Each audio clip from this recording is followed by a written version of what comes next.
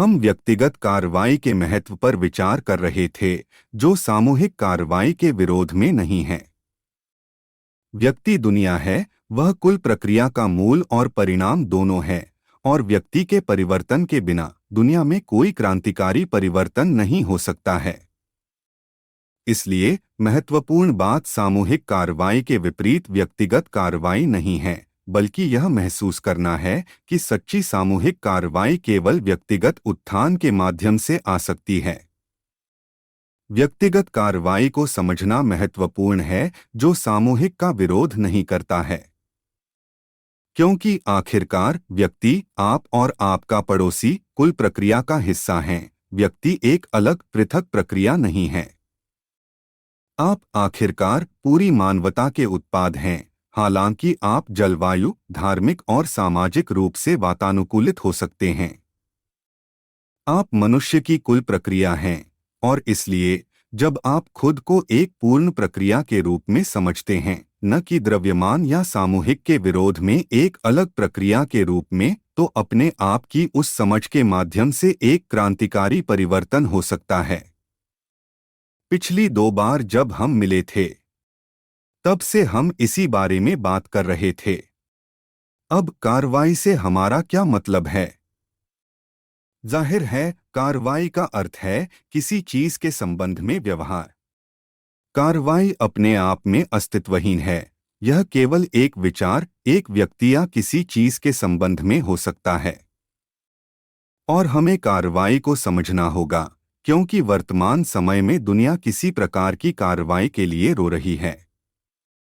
हम सभी कार्य करना चाहते हैं, हम सभी जानना चाहते हैं कि क्या करना है, खासकर जब दुनिया इस तरह के भ्रम में है, ऐसे दुख और अराजकता में है, जब आसन्न युद्ध हैं, जब विचारधाराएं इतनी विनाशकारी ताकत के साथ एक दूसरे का विरोध कर रही हैं और धार्मिक संगठन मनुष्य को मनुष्य के खिलाफ खड़ा कर रहे हैं।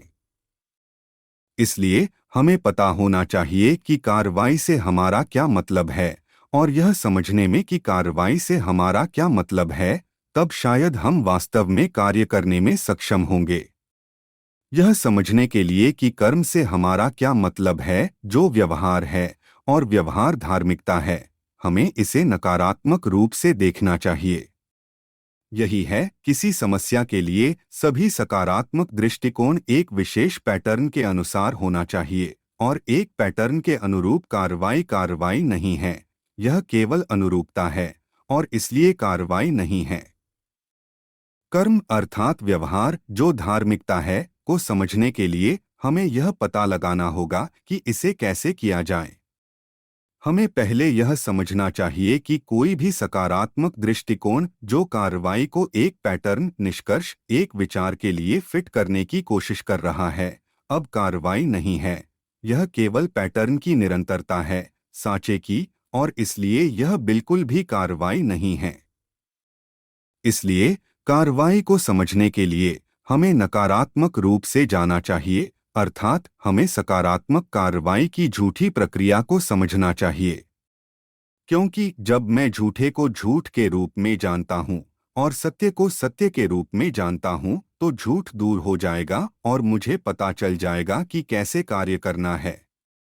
अर्थात यदि मैं जानता हूँ कि झूठी कार्रवाई, अधर्मी कर्म, ऐसी क्रिया जो मात्र अनुरूपता की निरंतरता है, तो उस कर्म की असत्यता को देखकर मुझे पता चल जाएगा कि सही कार्य कैसे करना है। यह स्पष्ट है कि हमें रोजमर्रा के अस्तित्व में, हमारी सामाजिक संरचना में, हमारे राजनीतिक और धार्मिक जीवन में मूल्यों के एक क्रांतिकारी परिवर्तन, एक पूर्ण क्रांति की आवश्यकता है।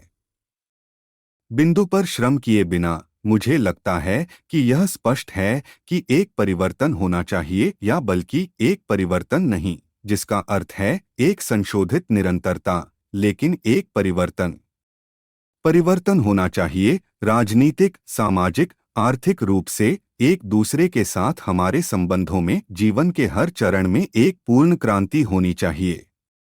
क्योंकि चीजें वैसी नहीं चल सकती जैसी वे हैं, जो किसी भी विचारशील व्यक्ति के लिए स्वयं स्पष्ट है, जो सतर्क है, दुनिया की घटनाओं को देख रहा है।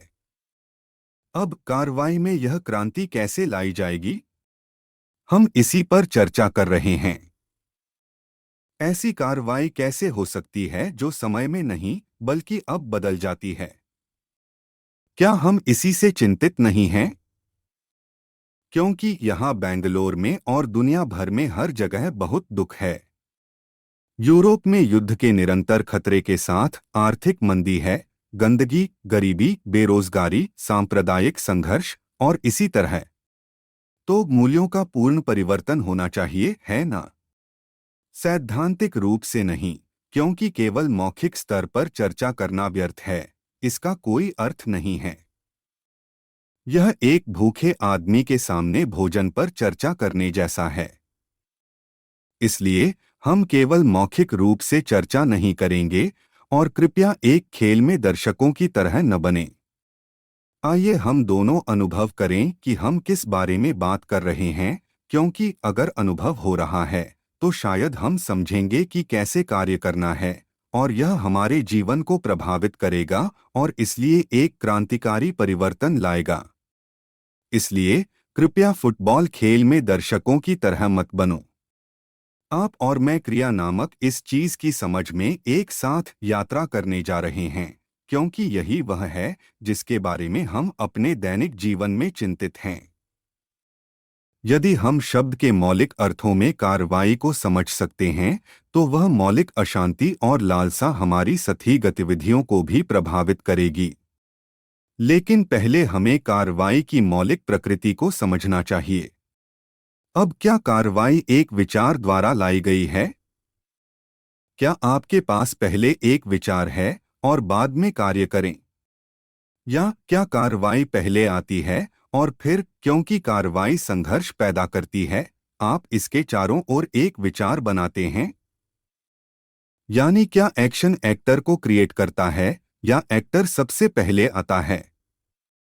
यह एक दार्शनिक अटकल नहीं है। यह शास्त्रों, भगवद गीता या किसी अन्य पुस्तक पर आधारित नहीं है। वे सभी अप्रासंगिक हैं। हमें अन्य लोगों की बातों को उद्धृत न करने दें, क्योंकि जैसा कि मैंने कोई भी किताब नहीं पढ़ी है, आप जीतेंगे। हम सीधे यह पता लगाने की कोशिश कर रहे हैं कि क्या कार्रवाई पहले आती है और विचार बाद में, या क्या विचार पहले आता है और फिर कार्रवाई होती है। यह पता लगाना बहुत महत्वपूर्ण है कि कौन सा पहले आता है। यदि विचार पहले आता है तो कार्रवाई केवल एक विचार के अनुरूप होती है और इसलिए यह अब कार्रवाई नहीं है बल्कि एक विचार के अनुसार नकल, मजबूरी है। यह महसूस करना बहुत महत्वपूर्ण है, क्योंकि जैसा कि हमारे समाज का निर्माण ज्यादातर बौद्धिक या मौखिक स्तर पर किया जाता है, विचार हम सभी के साथ पहले आता है और कार्रवाई होती है। कार्रवाई तब एक विचार का हाथ है और विचारों का निर्माण स्पष्ट रूप से कार्रवाई के लिए हानिकारक है। यही है, विचार आगे के विचारों को जन्म देते हैं और जब केवल विचारों का प्रजनन होता है तो विरोध होता है और समाज विचारधारा की बौद्धिक प्रक्रिया के साथ शीर्षभारी हो जाता है। हमारी सामाजिक संरचना बहुत बौद्धिक है। हम अपने अस्तित्व के हर दूसरे कारक की कीमत पर बुद्धि की खेती कर रहे हैं और इसलिए हम विचारों से घुटन महसूस कर रहे हैं। यह सब अमूर्त, अकादमिक, प्रोफेसरीय लग सकता है, लेकिन ऐसा नहीं है। व्यक्तिगत रूप से मेरे पास अकादमिक चर्चा, सैद्धांतिक अटकलों का डर है, क्योंकि वे कहीं नहीं जाते हैं।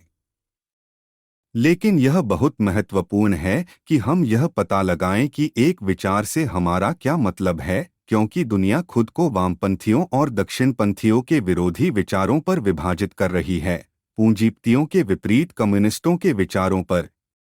और विचारधारा की पूरी प्रक्रिया को समझे बिना केवल पक्ष लेना शिशु है, इसका कोई अर्थ नहीं है। एक परिपक्व आदमी किसी का पक्ष नहीं लेता है। वह मानव पीड़ा, मानव भुखमरी, युद्ध आदि के समर्थकों को सीधे हल करने की कोशिश करता है। हम पक्ष तभी लेते हैं जब हम बुद्धि से ढाले जाते हैं, जिसका कार्य विचारों को गढ़ना होता है। इसलिए यह बहुत महत्वपूर्ण है, क्या यह नहीं?